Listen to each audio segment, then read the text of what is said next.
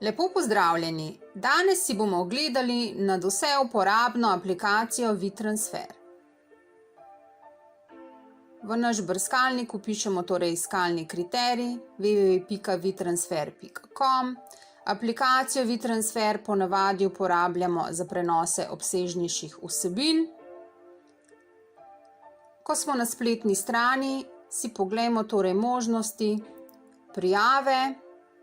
Pri brezplačni različici imamo možnost prenosa do 2 GB vsebin, pri plačljivi oziroma profesionalni različici pa vse do 20 GB.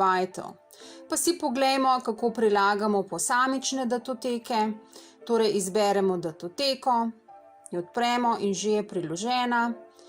Pri prilaganju map se postavimo na možnost Add more files.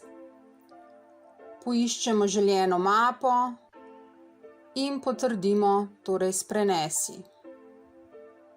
Torej priložena datoteka in mapa. Postavimo se torej v polje prejemnika naše vsebine, ki jo želimo posredovati. Ne smemo pa še pozabiti torej tudi naš lasten e-poštni naslov, torej v spodnji vrstici. Lahko tudi oblikujemo krajše sporočilo. Oglejmo si še možnost posredovanja vsebine, torej preko e-poštnega prenosa ali pa preko kreiranja URL povezave.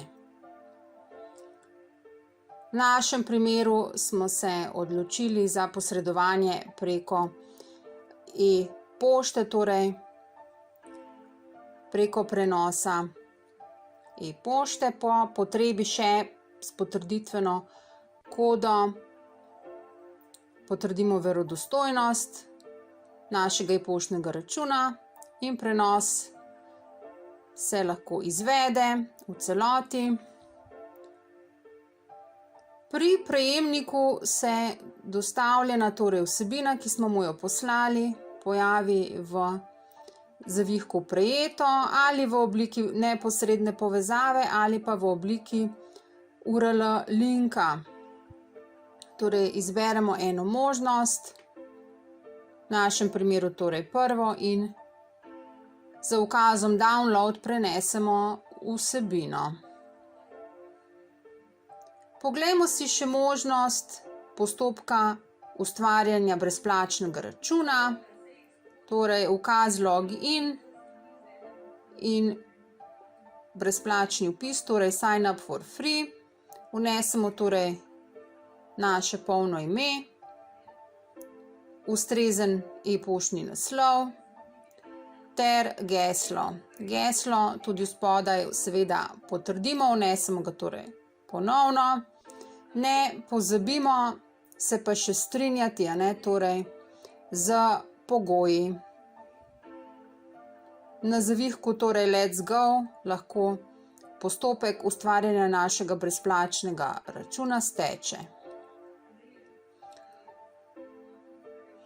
Torej, kako se prijavimo, ko imamo že ustvarjen račun?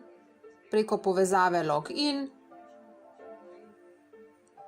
in pa potrditve ustreznega gesla. Že smo na svojem računu, kjer lahko upravljamo s podatki našega WeTransfer računa, s profilnimi podatki.